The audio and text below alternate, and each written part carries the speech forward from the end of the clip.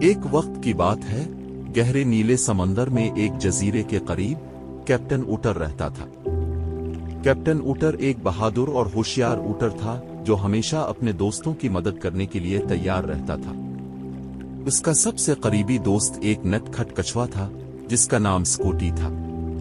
ایک دن کیپٹن اوٹر اور سکوٹی ساحل پر بیٹھے سمندر کے نظارے کر رہے تھے کہ اچانک دور سے ایک پرانی کشتی نظر آئی جو سمندری طوفان میں پھنس گئی تھی۔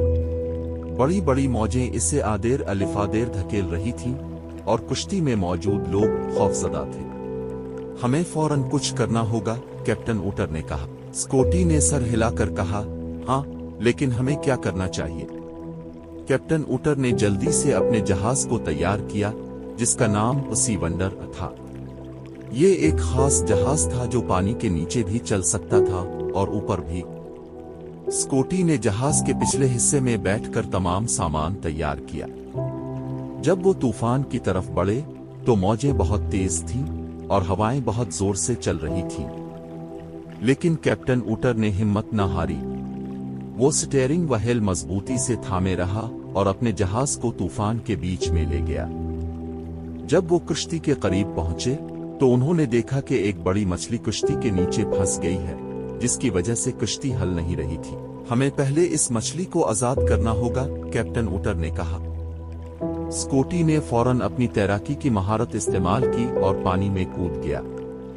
اس نے مچھلی کے گرد پھنسے ہوئے رسے کو کاٹا اور جلد ہی مچھلی آزاد ہو گئی۔ مچھلی نے خوش ہو کر سکوٹی کا شکریہ ادا کیا اور سمندر کی گہرائیوں میں چلی گئی۔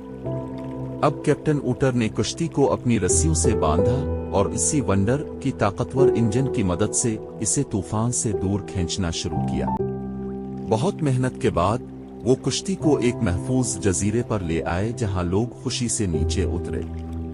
سب لوگ کیپٹن اوٹر اور سکوٹی کی بہادری کی تعریف کر رہے تھے۔ کیپٹن اوٹر نے مسکراتے ہوئے کہا، یہ تو میرا فرض تھا۔